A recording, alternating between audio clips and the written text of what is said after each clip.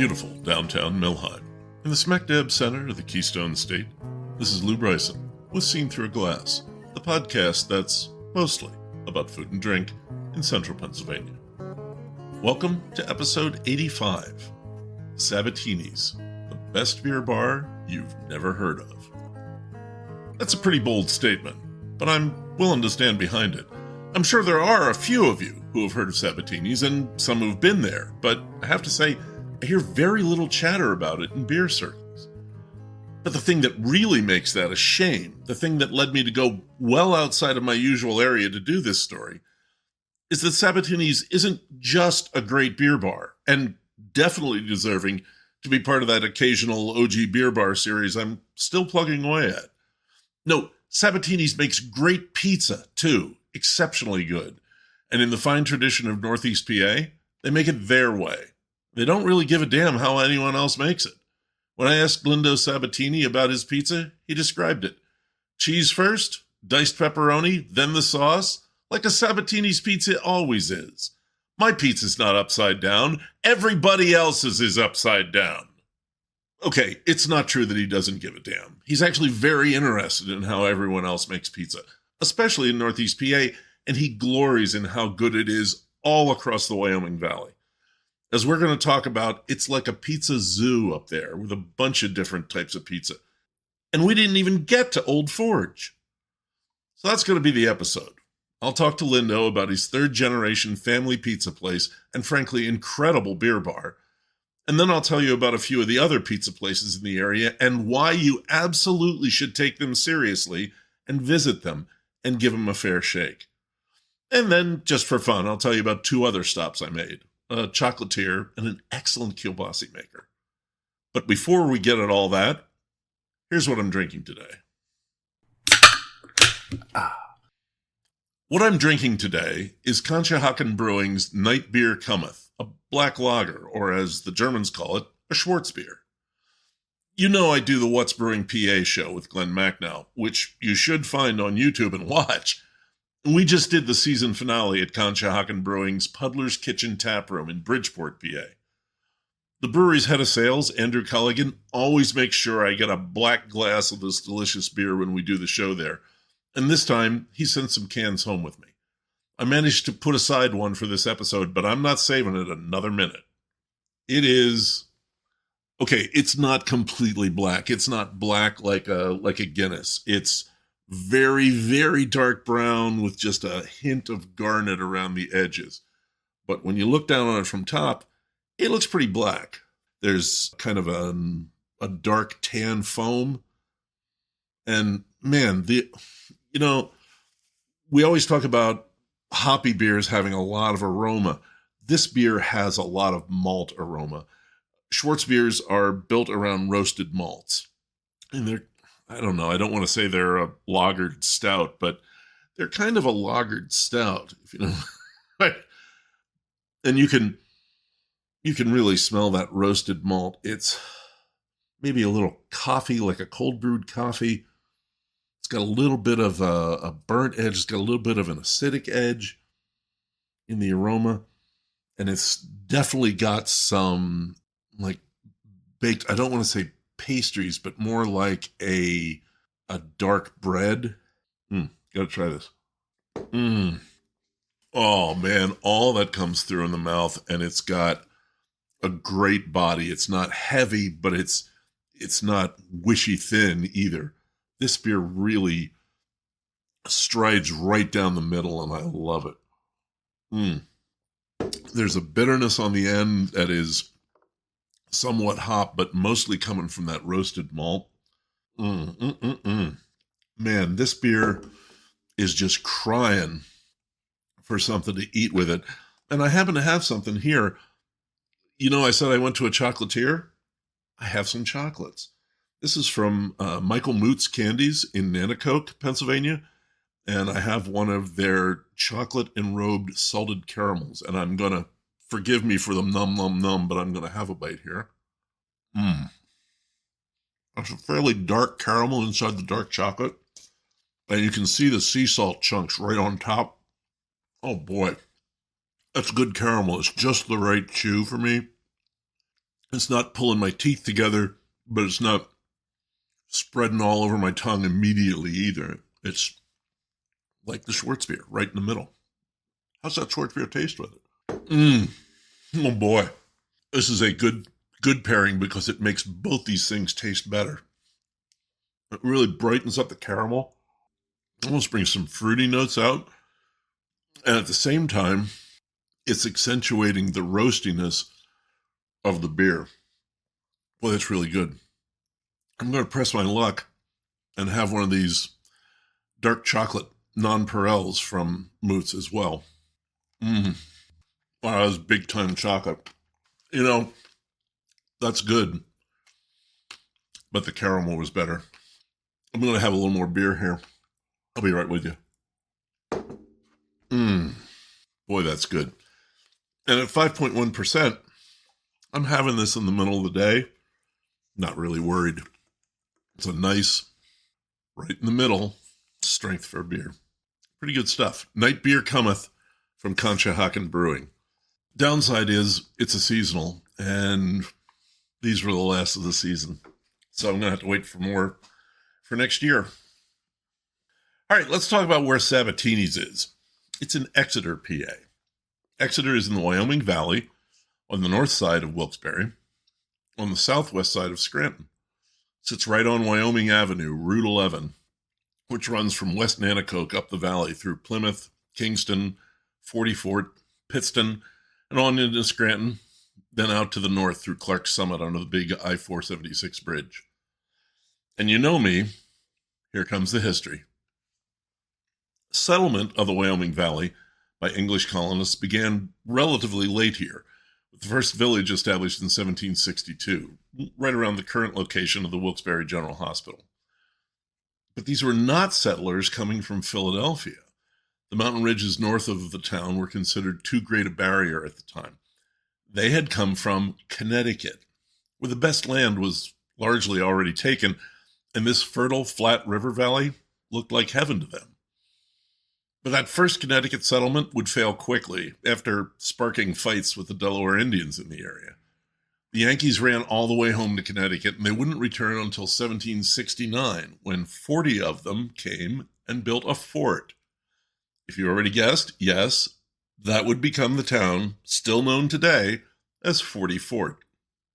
These Connecticut settlers were quickly reinforced from home and carved out townships in the valley, naming them for English towns and notable people. The town of Wilkes-Barre was named for two prominent members of the current parliament, the radical John Wilkes and Isaac Barry, a hero of the French and Indian War. Historians have speculated that the Yankees used these names in an attempt to predispose English courts to rule in their favor if it ever came to dueling land claims with Pennsylvanians. I could go on here, but we've already talked about the Yankee-Pennamite Wars. The Pennsylvanians won, kind of. It's more like reason finally prevailed. The Yankees were allowed their land claims. The area was recognized as part of Pennsylvania, not some isolated county of far-off Connecticut. I mean, come on, that would be silly. Anyway, Exeter Township was one of those sucking up English names, named for the cathedral town of Exeter in Devon County, England. Farming, lumber, and then coal mining would be the major sources of wealth and employment in the 1800s and 1900s until the Knox mine disaster. The Knox Mining Company had pushed anthracite mine shafts out under the Susquehanna River, and in some places the mining engineers pushed dangerously close to the bottom of the river, following the coal seam. Later investigations would show they had pushed too close. In January of 1959, the river broke through the ceiling of the shaft. 33 miners managed to get out through an abandoned air shaft, but 12 men drowned, and the river poured into the mine. Over the next 3 days, mine waste, mine cars, and entire empty rail cars were shoved into the hole, and it was finally filled enough to slow the flooding. A permanent plug of concrete was soon installed, but that was the end of anthracite mining in the Wyoming Valley. The Knox mine disaster is still something people in the area talk about, a crucial turning point in the fortunes of the valley. Today, Exeter is actually in pretty good shape, a healthy economy sustained by small businesses, like Sabatini's. I found Sabatini's about 20 years ago, when I was researching Pennsylvania breweries, the travel guide to the open breweries of the state that I first wrote in 1998 and then updated 3 times. Each brewery entry included the best bars in the area. I don't recall which edition first mentioned Sabatini's, and I honestly don't remember who recommended it to me, but it definitely made the cut. That was before the bottle shop opened. It was just the original pizzeria with 12 taps and a fairly good-sized cooler of beer. And the pizza, which is not like anything I'd had before. You know what? Let's put a pin in that because we're going to talk a lot about the pizza in the interview. My main memory of that first visit to Sabatini's was how busy it was. At about 4 p.m. on a weekday, both dine-in and takeout. It was doing a serious business, and after getting a beer and a pizza, I could see why. I kind of kept the place in the back of my mind and stopped in occasionally when I passed through. But when Lindo opened the bottle shop and bar across the parking lot, the next time I stopped in, just blew my mind. The beers didn't go to the next level. They went to the next level. And this was right around when most beer bars in the East went whole hog on craft beer and abandoned the imported beers that we elder beer geeks had cut our teeth on. Chimay, Duvel, Paulaner, Sam Smith's, Weihenstephaner, Spaten, all the various lambics. But Lindo and Sabatini's never left these behind. Like a handful of places in bigger cities and Zeno's in State College, you could still find Orval and Schlenkerla and Dodala there. Sabatini's was the first place I saw draft Duvel outside of Philadelphia. Now, I saw Chimay Sanson on tap the last time I was at Faccia Luna here in State College, which was great, and I had one. I just checked the Sabatini's website an hour ago, and there are 4 different Chimays on tap today. It's mind-blowing. And yet, as Lindo will tell you, he has excellent American craft beers as well. It's not about imports. It's about good beers, great beers. Let's talk to Lindo about it. I have to admit, the sound quality isn't quite as good as usual. I was down outside of Philly taping that season finale of What's Brewing the night before I went up to Exeter. I didn't get home from Philly until about midnight, and then I couldn't get to sleep for another hour. So I was a little disorganized the next morning, and I forgot to take the recording equipment along. So this interview was actually recorded on my phone. Given that, it sounds surprisingly good. Here's Lindo Sabatini.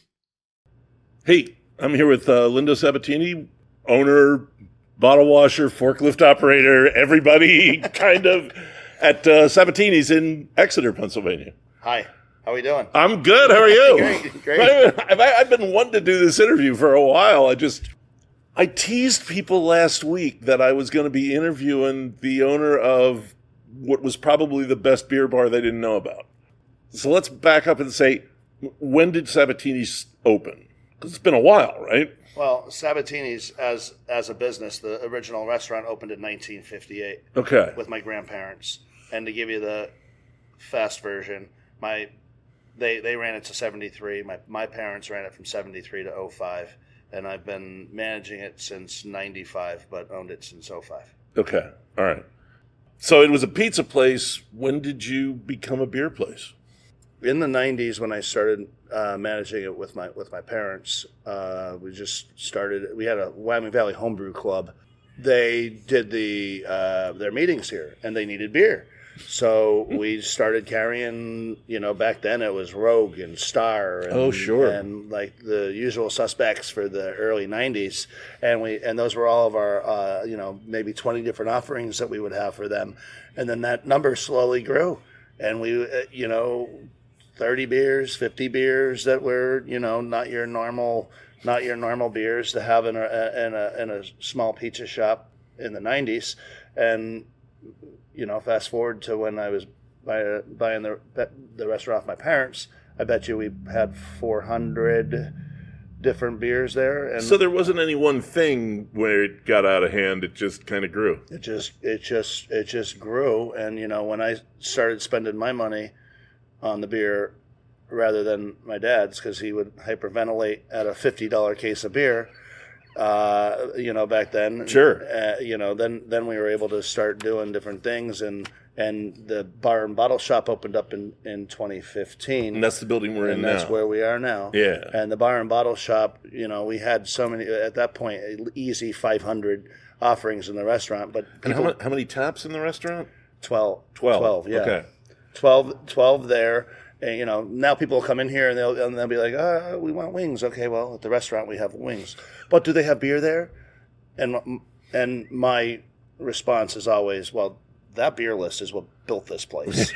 So, yeah, there's beers there. Yeah. And we still make sure that the restaurant has the same caliber of beers that we offer in this building, and it's been good. So how did your grandparents wind up in Exeter? Yeah. My grandfather is originally from Old Forge. Oh, okay. And he was I'm not allowed to say pot and pans. He was a high-performance stainless steel cookware salesman. Okay. And that job brought them to their home here 3 blocks away in Exeter. Mm-hmm. And he had the opportunity of opening this restaurant in 1958.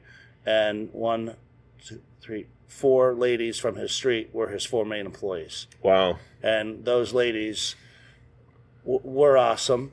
And he never understood why I would always have new faces in the building, because he was able to keep the same 4 for 25 years.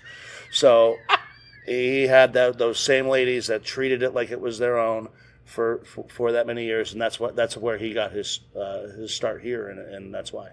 Yeah. Yeah. Wow, that really established something.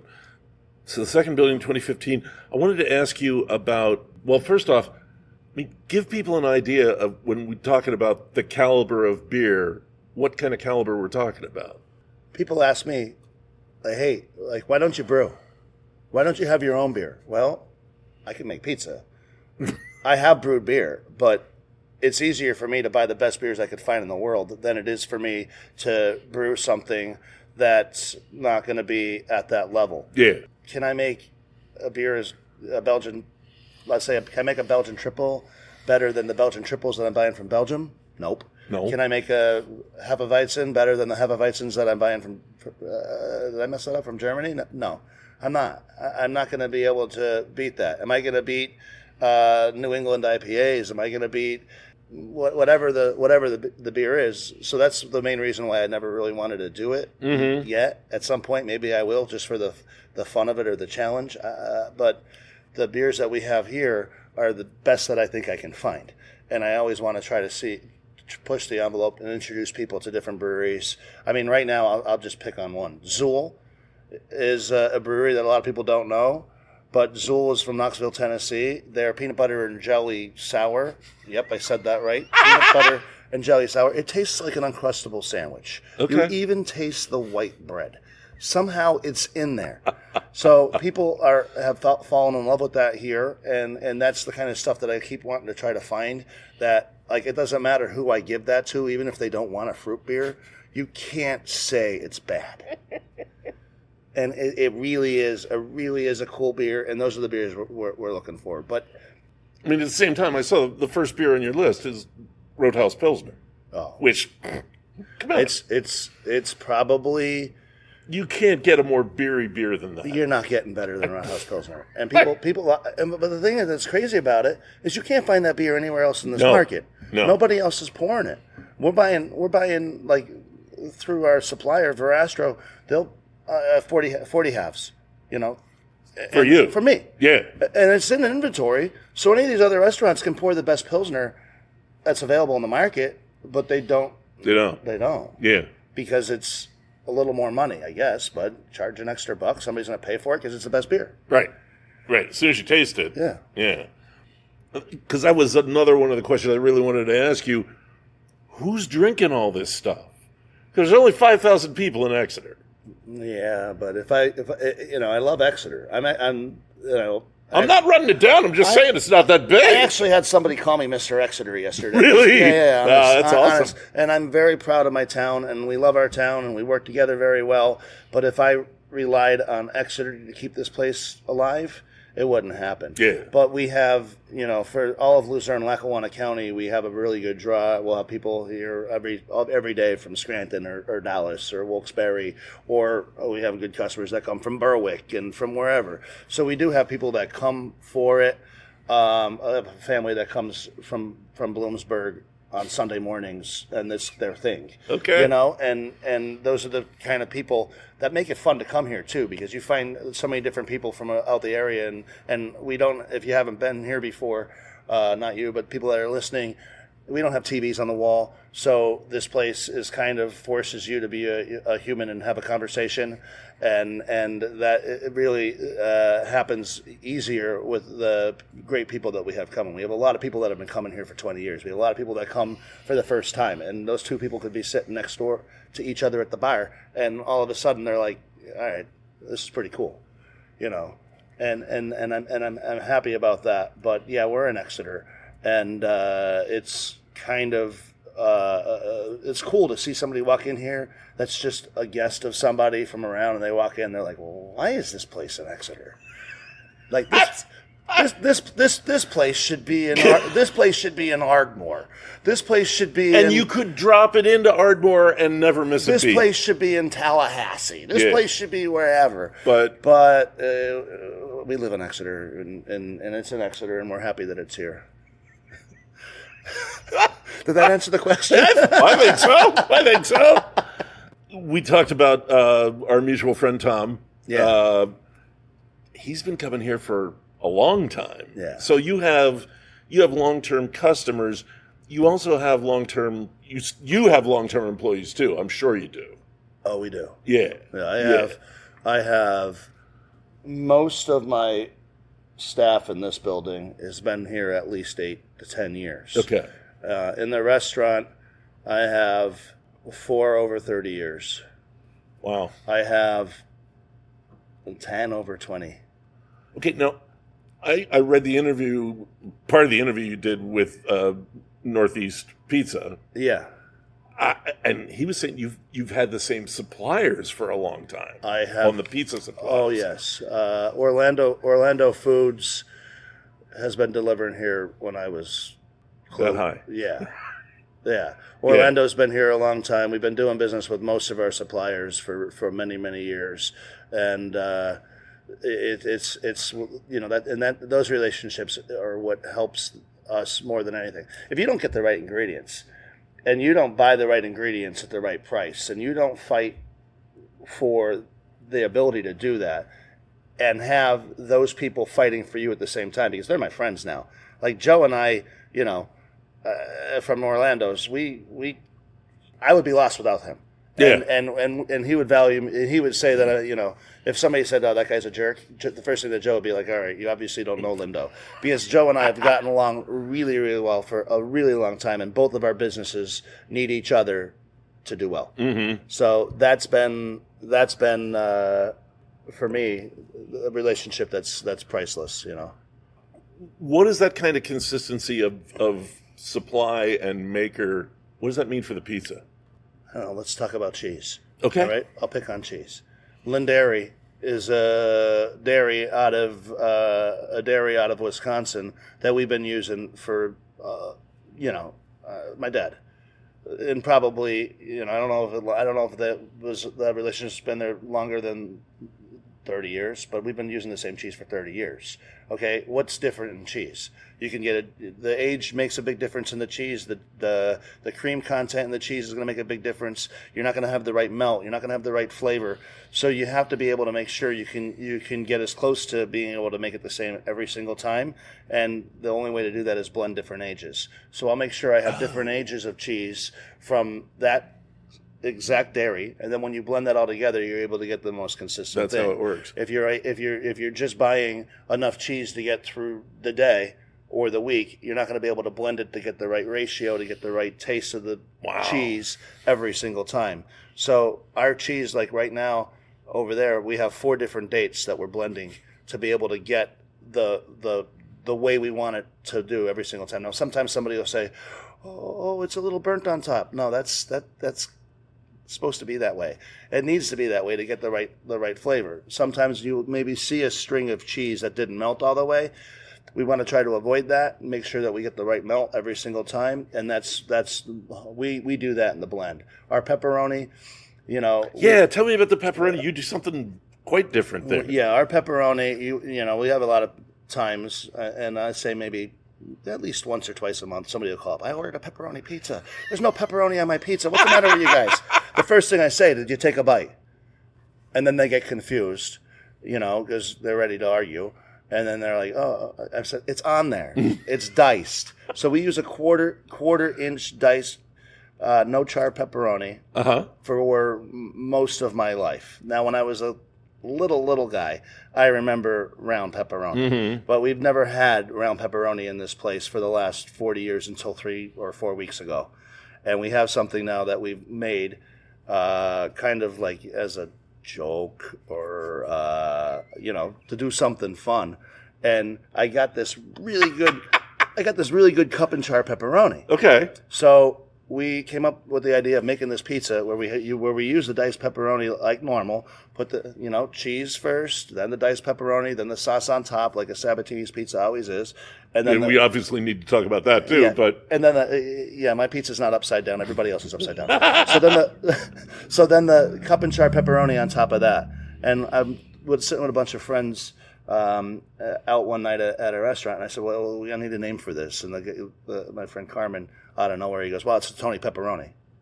Like matter of fact, everyone knows this. Like I'm an idiot if it's not Tony Pepperoni. So that's where the name came from. And we launched the Tony Pepperoni a couple of weeks ago, and it is I'm not a pepperoni guy. I've never really said, hey, I'm gonna have a pizza. I'm gonna order pepperoni. It's one of the last toppings I would normally choose, but I have ordered the Tony a couple of times. Oh yeah, because you get the flavor in every single bite of our regular pepperoni, right? But then you get the texture and that little bit of grease on the cup and char, and it's got that like burnt, crispy thing on the outside. Yeah. So you get that texture, that grease, that flavor all in one. It's like, whoa. Yeah. It's cool. Yeah. It's a cool pizza. So that one, and some people are like, how long is it staying? He's going to stay around for a little while. We bought a lot of cup and char, and we're going to be running it for a little bit. So that's a special kind of pepperoni. Yeah, cup and char pepperoni. Really? I don't know. I didn't realize it was a different. It's a different pepperoni. Okay. And it actually cups up more. And when it cups up like that, it kind of like holds the grease in there. Grease, yeah. And then that fries the, like essentially it fries. Oh my God! Wow, it's like its own little fryer right there. It fries the outer ring of that pepperoni and gives you that crispy like pow. It like just catches you. It's really good. Yeah. Yeah, I like it. Wow. Okay. One more ingredient before. Well, no, I guess we have to do the crust too. The sauce. Yeah. Okay. Is it? I mean, you're making it. Yeah. What goes in that? And I'm not asking for secret ingredients or anything. I'm just. Well, I'm not getting fresh tomatoes in a box, right?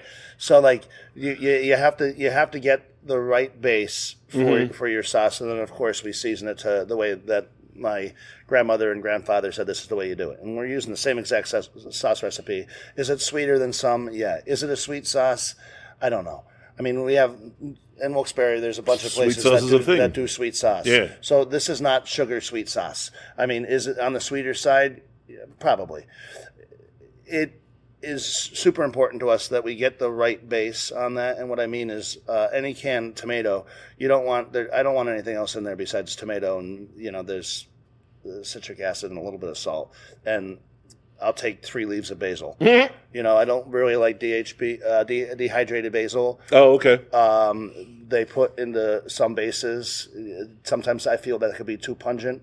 So we'll go like Stanislaus will put 3 basil leaves in the bottom of every single can, and there's actually basil. Okay. There's actually basil pickers in the room, and I've been in that room in California, really, where they peel 3 basil leaves into every single can. Wow. Yeah, there's no machine for that. Wow. Yeah, so that attention to detail that they do really translates into the sauce when you taste it. So you need a good base, and we go by the viscosity and the color and the flavor are the three things that need to be important. Sometimes when they cook these sauces down and they cook the tomatoes down, and you do it at the wrong temperature at the wrong time, you get a little bit of a brown to it, and we want it to be bright red. Bright red. We want it to be thick, and you want it to have the right flavor. And seeing that process was pretty cool because it allows us to appreciate what they do to get us the product to make our pizza that you're going to appreciate because we get the right stuff. Yeah. Crust. Yeah. I've heard your crust called a cracker crust. That seems... I don't like cracker crust because... but is it crispy? It's crispier. Definitely crispy. It's crispier. We don't have the Dave Portnoy dreaded flop. We don't have that flop. We have that flop. It stands, and it's thin, and we don't. And some people get confused because we don't have the thumb thick rope of crust around the outside. Yours thins right up. My grandparents and my parents both were like, "Yeah, you can put a big crust on it, but you're ripping them off.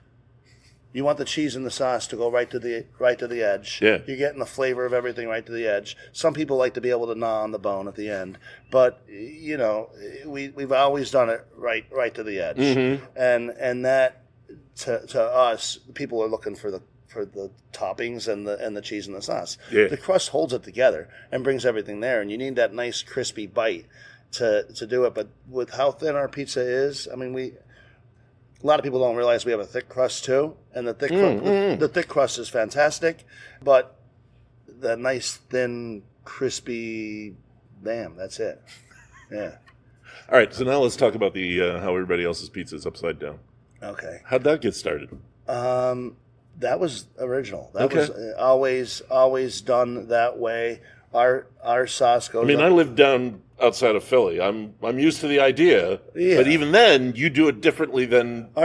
It's not a tomato pie. It's not a tomato pie. No. We put, and you'll see a lot of people that wanna sit on their couch and smash our business on Facebook or whatever they want to do, and you have somebody that's a proud customer that posts a picture of our pizza because it looks awesome and they're dying to eat it, and then you'll have the guy that knows more than we do that says, "Oh, there's no cheese on that pizza. Where's the cheese? That pizza's terrible. They don't know what they're doing. There's not enough cheese. That's not pizza. The cheese is under there, and there's more cheese on there than the pizza you're eating someplace else. I almost promise you. Because when you put the cheese on top, it melts through and goes over and looks like a nice big layer of cheese.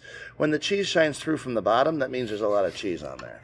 So, and we put a really good bed of cheese down first, and then the sauce comes on top with a hose. You do use the gun. We use a hose, Yeah. a hose and a foot pedal, and the same All right. and the same pumps that have been used in this place since 1958. And, Awesome. and yes, myself and my manager John were both very good at fixing pumps.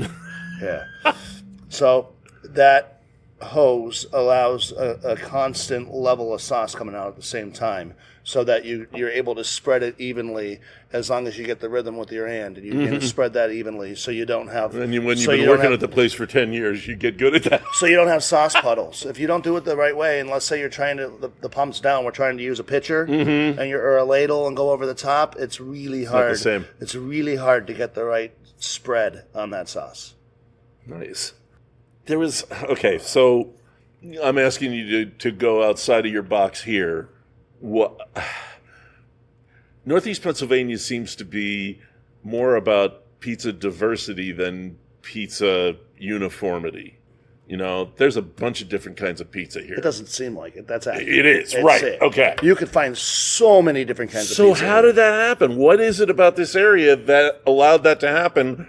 While in New York and New Jersey, you get, this is how pizza is made. Don't do it any other way. New York and New Jersey, to me, no, I'm not taking a shot at you. I'm not trying to be rude, but I call that mall pie. All right, and it's the same exact pizza, style in so many different places. But that's New York pizza. Yeah, it slid into Jersey. I don't think there was a definitive Jersey style pizza until it kind of assumed New York. And there's a lot of pizzas that I really enjoy in Jersey, but most of those tend to come closer to like what our style is. I like New York style pizza. I have a lot of friends that make New York style pizza, and you can get it here too. and you can get it in this area. You can get it here, Yeah. and you can get it in West Pittston and Exeter. There's New York style pizza Sure. shops here that are really good. But what I think a lot of people start trending in this area to try to find are the ones that you're not going to find outside of this area. And Sabatini's is one of those. People say, "What style is your pizza?" Our pizza is Sabatini style. I've dubbed it as Sabatini style, but we're somewhat similar to Tony's in Pittston and Angelo's and Richie's in Wilkes-Barre, and these places are all closer to this. We're all the same style, more so than saying we're New York style pizzas, because we're not. And then you want to throw in Pizza Lovin', and you want to throw in like that style of fried pizza, I'm more or less. Going over to Sizzle Pie after I leave here. Yeah. Yeah. So this style pizza, you're not finding that in Jersey. Ooh. You're not finding that. Are you finding it in Philly? No. Aren't you right? I mean, the closest thing I can think of is Detroit, and it's not the same thing. And it's not the same thing. No. But Detroit, and I like that style pizza too. I mean, I like people say, "Oh, you don't eat pizza anywhere else." No, I eat pizza. I eat pizza. Right, I eat pizza right. where I go because I'm so intrigued by pizza because that's what I've done. I want to see somebody else's interpretation of the same thing that I'm eating, more or less. And you have so many different pizza shops in this area that do it their own way because there's a lot of history in pizza here where a lot of these pizza shops have been doing it 40 years, 50 years. And that is cool because they're all owned by the families still Right. that have been raised on doing this the way that they do it. And that's what makes pizza in our area so awesome. And that's Jim Mirabelli. He's done an amazing job to show people Yes. what we do in this area as far as pizza goes. And if you can't find a pizza in this area that you don't like pizza. Yeah. Period. Yeah. That's it. Because no matter what the style is, somebody here is killing it. Exactly. They're not just doing it, they're doing it really well. Killing it. The Yeah. one style that I don't know if we do here is that tomato pie. Oh, yeah. What's the one that I like in Norristown? Corpolese? Corpolese. Yeah. I can't find that here.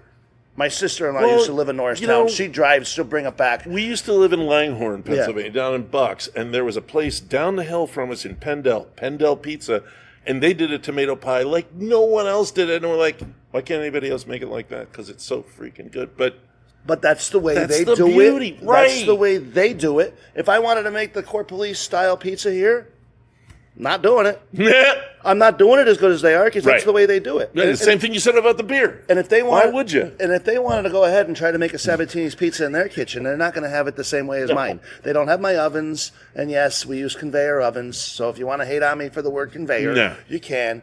But that conveyor oven for us, for what we do, it makes it as consistent as it can possibly be. And the only way to win in this game right now is consistency. Yeah. You got to give them what they expect. You got to give it to them the last time. And I'm sure the haters on Facebook are going to say, "Last time I got a pizza there, it wasn't consistent."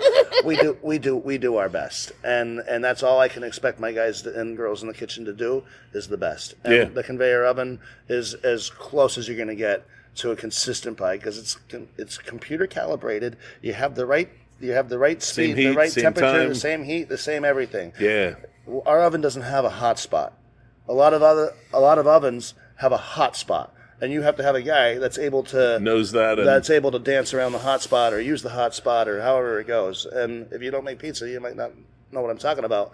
But the conveyor oven is designed to be, I don't want to say idiot proof, but it's designed to dodge the mental lapse. How's that?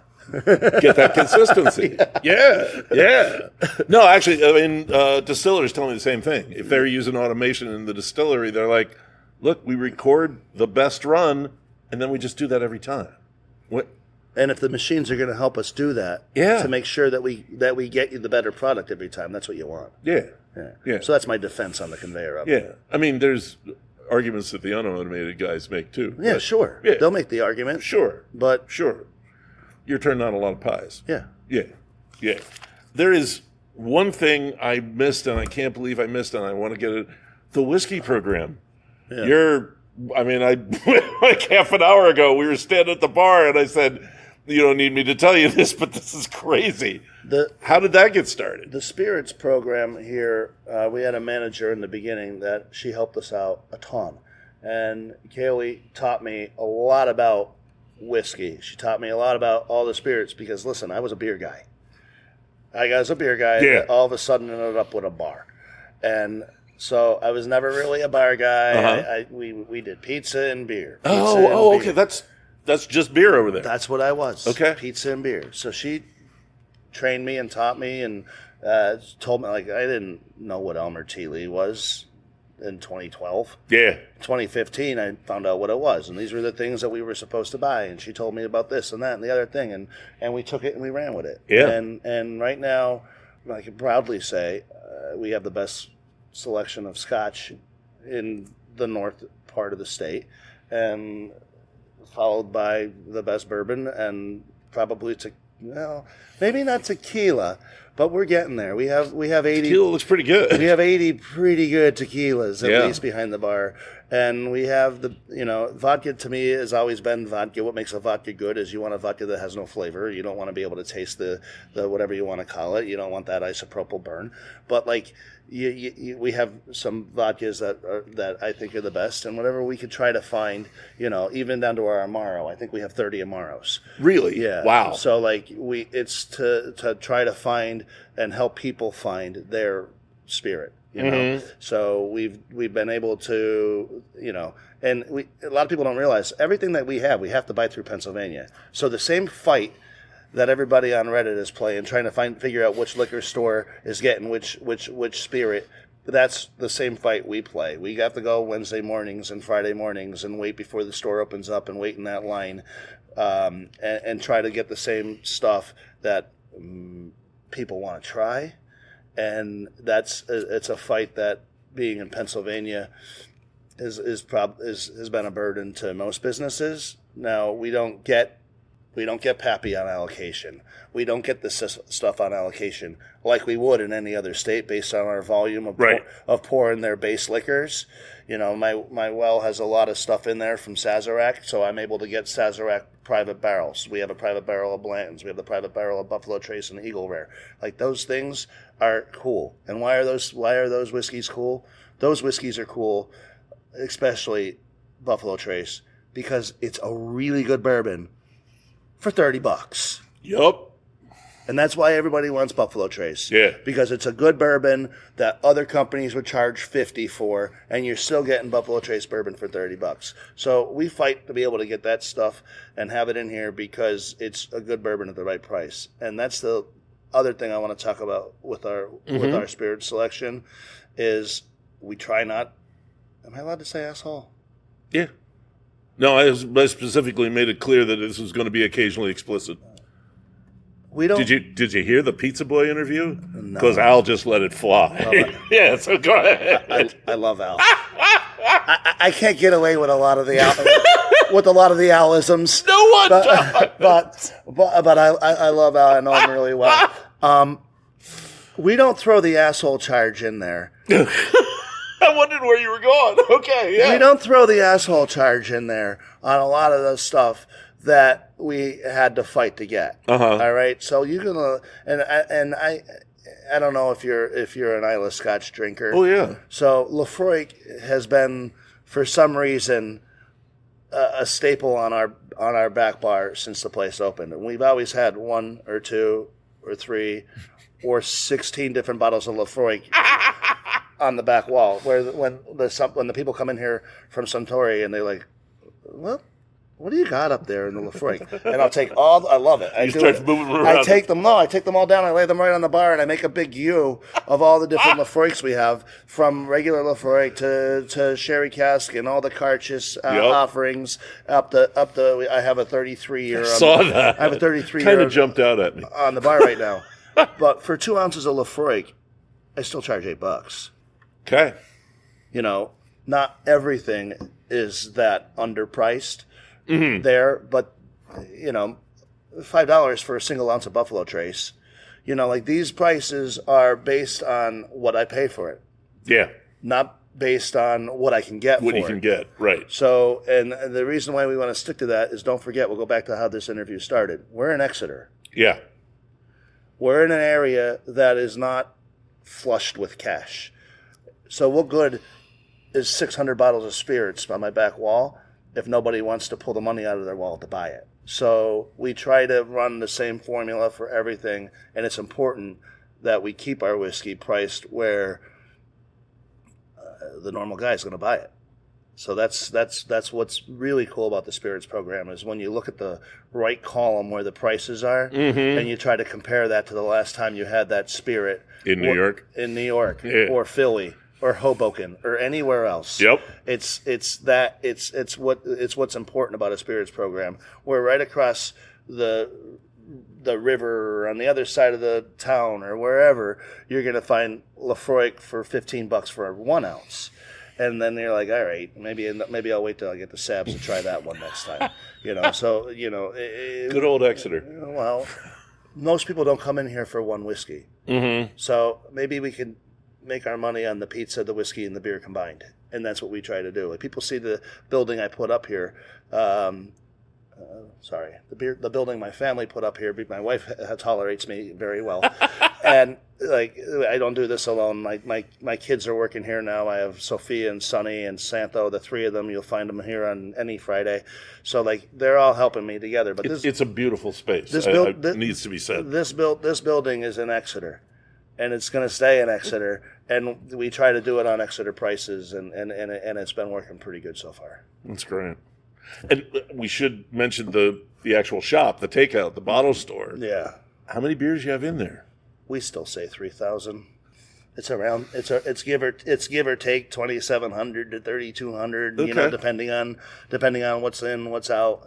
Sure. But my favorite thing is like, hey, what do you have in here that's new? Well, when were you here last?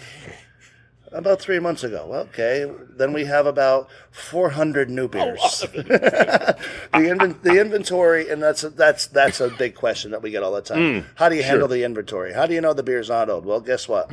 I'm not lying. There's some old beer on our shelves.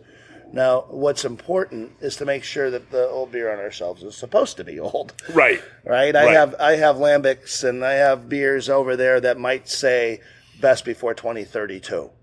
Best before 2040. There's a 2040 on this. Is it really? Yeah. So like, being able to make sure that the beers on the wooden shelves, most of them are ageables. Mm-hmm. So that's fine. The stouts and barley wines and things that are supposed to be old.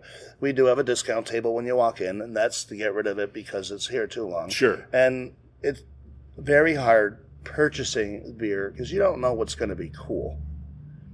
You don't know what somebody's going to want to buy, or what trend just died overnight without you knowing that it died. So we do make mistakes. I am not perfect in buying, so that's what the discount table is for. And we have to help people. Something that's cool about our store that you don't find in a lot of beer stores is we do have people that know beer. That's good. And we, have guys that can help you find beer, and people come in with weird questions looking for. I need a beer with a penguin on it. I need a beer from Estonia.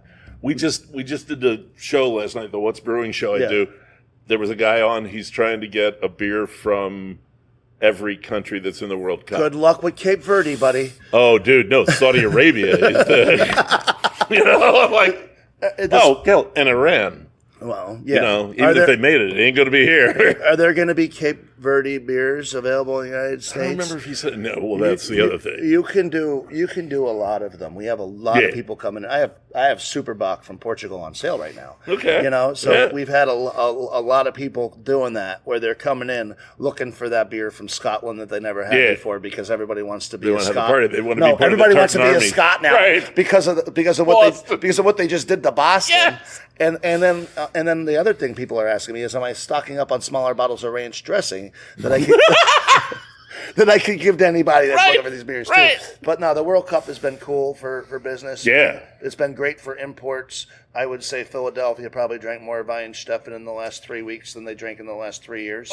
But it's been really cool to see that passion for people to find those beers for World Cup games. Yeah. Yeah. That's all I got. Is there anything you wanted to add? Not really. Okay. The last time you were here.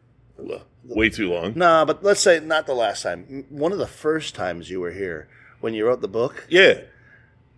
I was talking about to my manager today. I said, "Yeah, we're going to make a pizza because Lou's coming in, and we're going to have some fun." And he goes, "Wasn't he the guy that had to drive home?" That's right. The guy was a very good customer of ours, and sometimes he'd have too much. A little overserved. Yeah. Or before he got here, he might have I been. suspect. Yeah. Yeah, but he just comes up to me in the parking lot and says, "Could you give me a ride home?" I'm like, yeah, why not? So hopefully you don't have to drive anybody out of here today. But I just remembered that, and I thought that was funny. But I do appreciate coming all the way up here to Exeter to sit down and talk about pizza and beer and spirits. Yeah. So it's been fun. All right. Appreciate the opportunity. Oh, absolutely. Yeah. Thank you, man. Okay. Lindo had asked his guy to come in a little early and fire up the ovens so we could try some pizzas. And he told a few regulars about it, so there were some guys at the bar, like our mutual friend Tom Brennan, that we mentioned during the interview. You may have not caught that. You actually met Tom back in the Maybach episode, number 40, when he joined Dave and I for a pizza at Sabatini's mid-tour. Tom was clearly happy to come in midday for an unscheduled Sab stop, and we were soon sitting at the bar, him with a Schlenkerler Schmokebach, in a proper Schlenkerler mug, of course, and me with that Zul PB&J beer Lindo had gone on about in the interview. I have to agree, you can taste everything. The peanut butter, the strawberry jelly, even the soft white bread, and all of it in balance. I had a small sample, and, well, I probably wouldn't have had a full one, but it was absolutely right on. And I had a Roadhouse Pils with the pizza, and that was also right on, but in a completely different way. Lindo put out 3 pizzas, a plain cheese, a Tony pepperoni, and Tom's choice, the Avellino, a white pie with shrimp and banana peppers. All of them were the thin crust, crisp, but not crackly or friable. I don't know why people call it a cracker crust, to be honest. So the cheese pie was crisp, and the sauce was, as Lindo said, on the sweet side, but not sweet. It was more like it was just not that tangy with acidity as most are. But if you go and look at the pictures I've posted, you can see what he means about the bright red of the sauce. It's pretty appealing. And yeah, the cheese was great, all melty indeed. The Tony pepperoni was an excellent pie, and not just because of the cup and char pepperoni. The diced pepperoni in the sauce is brilliant.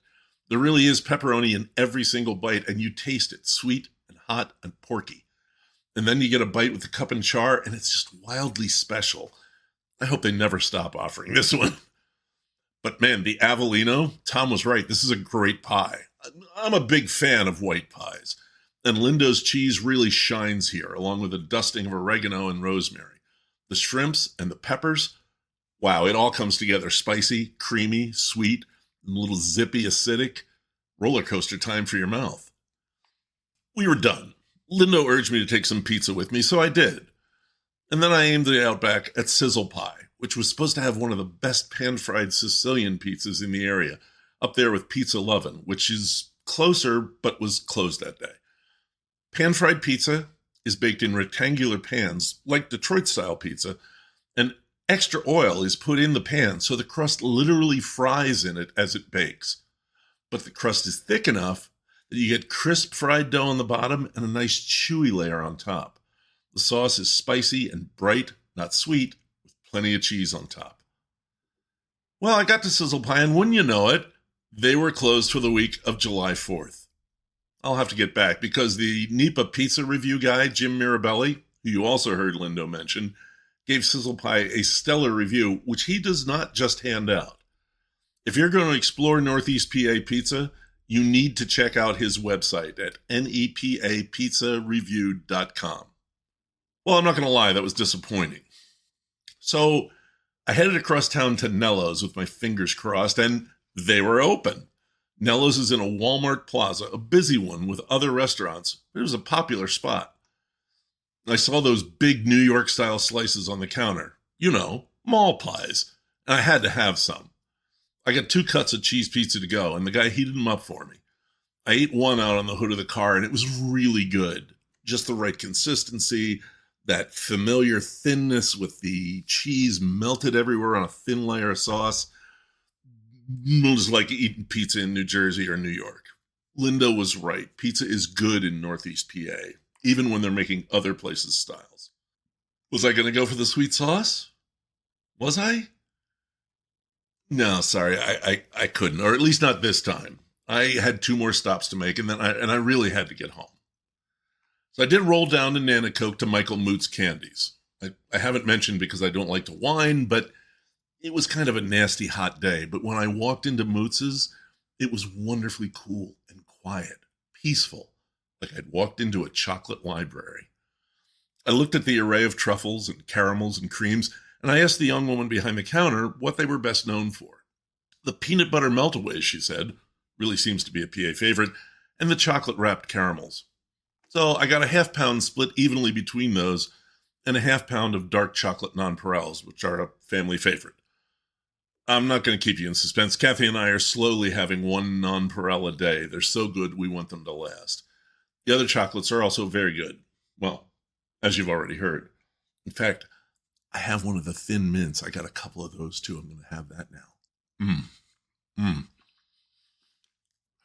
Okay, you know the junior mints that you get at the movies?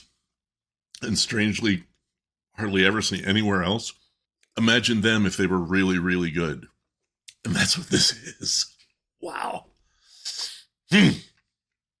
Sorry, quick sip of beer. Oh, yeah. My last stop in the Wyoming Valley was Tarnowski's, a renowned kielbasa shop. There are kielbasa competitions up here, and people take them very seriously, like my friend Chip the beer guy. Hey, Chip. I swear I'll come up for the festival sometime. Maybe next year. Promise. Anyway, Tarnowski's walls are covered with about 10 years worth of first-place banners from those competitions. Good recommendations, those banners. So I got a full-sized ring of fresh, 2 smoked sticks, and a ring of smoked hot Italian sausage, something Sam Komlenik had introduced me to out in Southwest PA. I grilled the fresh kielbasa the next night, and it was juicy and popping with garlic. Fantastic. The smoked sticks lasted about a week, just a bit each day with lunch. Good. Maybe could have been a bit smokier. The hot smoked Italian got cut up into sauce for pasta, and that was awesome. Great stuff. I've got them marked on the map for my next trip. So that's the wonderful Wyoming Valley. And people, we barely scratched the surface. Will I go back? Probably, since I didn't even get to any of the breweries. Maybe later, after the book's done. Right, the book! As you maybe know, this episode was a week late because I'm still trying to finish the new book, which we finally named Whiskey, an Illustrated Primer. I'm closing in on that. I've only got 2 chapters left to write. And then, of course, there are going to be edits, and Em and I need to get together and finish up some stuff where I need to explain what the hell I meant when I said this or that, and decide what we maybe left out or what we can really cut. Other than that, I'll be free to, spend the rest of the summer making sure everything's ready for my son Tom's wedding at the end of August. I had a shower this past weekend in Philly, and it was a great time. We got to meet more of their friends and talked about whiskey and barbecue and game design, which was a lot of fun. Then, after the wedding and the week before Labor Day, Kathy and I are taking some time to ourselves up in New England. No book tour, no podcast visits, just the 2 of us, the beach view, probably some lobster. Oh, and good news. We may have a sponsor for the show for a couple months. Should come together soon, and that means, well, we've got our respectability back. And gas money, which ain't nothing these days. I haven't forgotten about that upcoming event I teased you about in May. That's still coming along. Just don't have a date set yet. I just saw that the new Dark Skies map is out from Purple Lizard. Mike talked about that last episode. Might have to grab one of those. Let's see. Oh, a little local catch-up for you. We went down to Elk Creek Cafe on July 2nd to hear Van Wagner, who I just realized I've mentioned twice in the past few episodes, and here he is again. He was doing a set of his own songs connected to the Fair Play Men, a group of settlers who'd carved out farms in the early 1770s along the western branch of the Susquehanna, about where the town of Jersey Shore is today. They were in a dispute with the colonial government and the local natives over the wording of a treaty. They came together as the fair play men to argue their land claims and to govern themselves, settling local disputes with a selected council's decisions. But their land claims weren't being settled by the governor in Philadelphia, so they decided to take action.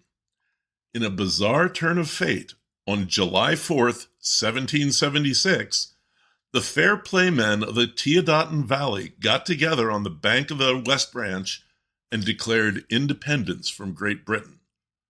They sent 2 members to Philadelphia to carry their message to the governor. You can only imagine their reaction to having been upstaged by the Continental Congress. There are no remaining written records of their declaration, only a memorial to the Teodotin elm, a huge tree under which they met, and a consistent oral tradition. The fair play men continued to govern themselves until 1785, when a new treaty legalized their land claims, and they came under the jurisdiction of the new government. It's an interesting Central PA footnote to the 4th of July. And we did have a block party on the 4th of July. Friends came over. We all wandered back and forth between our houses, eating and drinking and talking. It rained a bit, but I kept grilling hot dogs under the carport roof, and the rain passed in time for the fireworks displays. The town had a big one put on by Davy Grubb just because he likes fireworks in America. We had some pretty decent ones ourselves, courtesy of our friends John and Susan Dubosky. It was a good time, and I got to wear my new fireworks shirt. I hope you had yourselves a good local celebration. That's the show. My thanks to Lindo Sabatini for the interview and for the samples of Sabatini-style pizza. It was also great to see Tom Brennan and get his insights on Sabatinis and beer and pizza. Always a good time, Tom. As always, you can find pictures for this episode on Instagram at Stag Podcast and on Facebook at Seen Through a Glass. If you're listening to the show on the radio at WSOV, there are over 80 more episodes to enjoy at Spotify, Apple Podcasts, Podbean, or any of the major podcast sources. I was going to tell you about the true origins of the word pizza, but after a small amount of research, it is clear to me that these are deep and muddy waters. Plenty of pizzeria and mozzarella sites will confidently tell you the true origin of the word, while never mentioning what would seem to be a clear root linkage to pizzelle, the small round cakes, or pita, the round Mediterranean flatbread. They talk about German words for bite and Latin words for pitch. Bunch of pervs. Some of them even overlook that tomatoes weren't introduced to Italy until the 1500s, and it wasn't until the late 1700s that they became popular as a source of sauce. It's not even completely clear that pizza originated in Naples, but that's dangerous territory. It gets even more dangerous when you want to talk about what American pizzas are the most authentic, and there's no point to it. It's really all about personal taste and how snobby you're going to let yourself be, so instead, let's just have a little fun. The U.S. eats more pizza than any other country in total volume, which is because we're the biggest country that eats pizza. But we still come in second in per capita consumption. Oddly, though, the winner is not Italy, which is in 5th place. And I've had pizza there and it was delicious. The biggest country for per capita pizza consumption is Norway. The Norwegians, on average, eat over 25 pounds of pizza each every year, mostly frozen or homemade. And if your pizza-hating glands need a workout after being denied a fight over whose pizza is the most authentic, try this. 1 in every 10 pizzas Norwegians eat is a Pizza Hawaii with Canadian bacon and pineapple. I'm surprised it's not salmon. I also have a correction from episode 83 about the Hershey Medical Center from listener Tom Stossel. It didn't quite correctly describe the way things run there. Penn State Health, a subsidiary of Penn State University, operates the whole thing, including the medical college. The Hershey Trust only holds the actual real estate, the land. Wanted to clear that up. Thanks for the note, Tom. I'm glad you liked the show. And your suggestion for an episode? I was already working on that one, and I did the first interview yesterday. It should be along soon. But that's not the next episode. The next episode assuming everything goes well this Friday, will be about a collaboration by two small but well-loved Pennsylvania breweries on an only in Pennsylvania beer that a lot of people have talked about, but very few have ever actually made. I've covered these breweries briefly in the show, but nowhere near to the extent that they deserve. We're going to fix that. Until then, thanks for listening. This is Lou Bryson on Seen Through a Glass from the smack dab center of the Keystone State.